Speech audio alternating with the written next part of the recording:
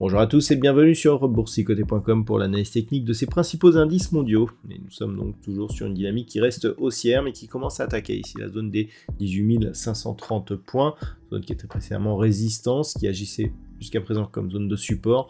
Là on tente une attaque, on repasse sur la moyenne mobile 20 exponentielle, ce qui constitue une petite alerte baissière. Attention en cas de contact ici sur la bande de Bollinger inférieure et à une éventuelle accélération. Donc on pourrait revenir rapidement sur la zone ici des 17 650 points, mais grossièrement si les cours repassaient au-delà de cette zone des 18 530 points, eh bien on s'échapperait de cette zone d'alerte. Donc malgré ici une petite attaque et un petit biais baissier qui est en train de se développer, on reste neutre sur l'évolution de cet indice, avec même un petit biais haussier d'un point de vue moyen terme. Sur l'Eurostoxx 50, nous sommes toujours dans un range dans lequel nous sommes rentrés ici. Sur ces bougies, le 1er mars, donc mars, avril, mai, on a passé 3 mois dans ce range, donc entre 4895 et 5105 points. Donc plutôt dans la partie inférieure du range actuellement, on revient au contact de la bande de Bollinger inférieure, donc on en a déjà eu au sein de ce range. Donc on attendra vraiment une cassure ici de la zone des 4895 points pour sortir de cette dynamique et imprimer un mouvement de retournement, puisque nous sommes toujours dans une forte dynamique haussière d'un point de vue moyen terme. Donc en cas de rupture, eh bien, on pourrait viser comme objectif un retour possible sur la zone des 4680 points, alors qu'une cassure ici de cette zone des 5105 points nous ouvrirait la porte à de nouveaux records historiques sur cet indice.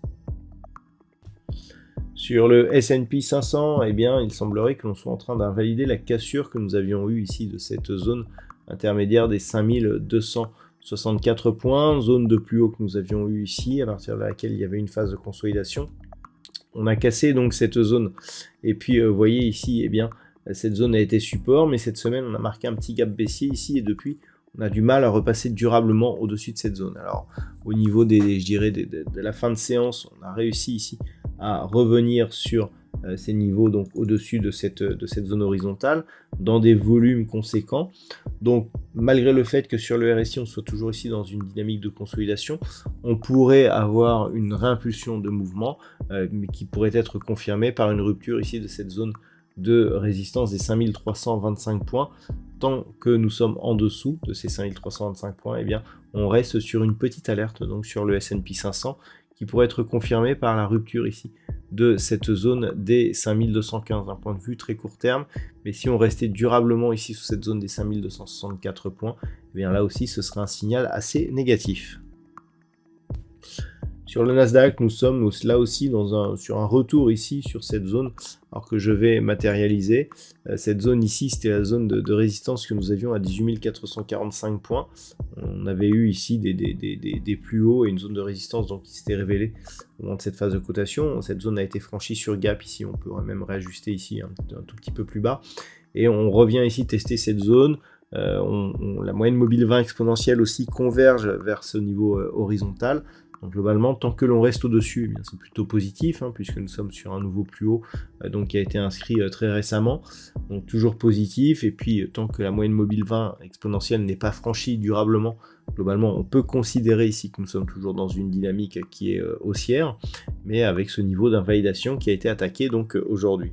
Donc pour l'instant c'est haussier, attention à une attaque ici de cette zone des 18 445 points. Tant que l'on est au-dessus, eh bien l'objectif reste un retour ici sur cette zone des 18 920, voire de nouvelles inscriptions, donc de nouveaux plus hauts historiques dans la foulée, avec, je le rappelle, eh bien, un objectif ici, lié à une extension de Fibonacci, qui se situe à 19 386 points. Puis enfin au niveau du Nikkei, eh bien, on est toujours ici dans une phase très horizontale, alors une tendance qui est globalement haussière, très peu de consolidation suite à la fin de cette dynamique, une stabilisation qui se fait ici autour des 39 000 points. Donc globalement, c'est neutre. Tant que l'on ne casse pas ici une zone, je dirais que l'on pourrait quantifier à 37 000 points, eh bien on préserve un biais haussier moyen terme. On pourrait revenir d'ailleurs de manière court terme ici sur un mouvement. Alors d'un point de vue court terme, là on est tout de même sur l'inscription d'un gap, alors qui devrait être comblé, mais on est toujours pour l'instant sous la moyenne mobile 20 exponentielle. Donc malgré ici l'inscription dans ce petit range, on a pris une petite option baissière. Donc attention à une rupture éventuelle de cette zone des 37 000. Si cela arrivait, eh bien, je dirais les prochains objectifs se situent ici sur ce niveau des 35 750 points, voire un retour ici sur la zone majeure des 33 745 points. Mais globalement, tant que l'on est au-dessus de ces niveaux, eh bien, ça reste haussier, donc aussi sur le Nikkei, malgré une dynamique totalement neutralisée d'un point de vue court terme.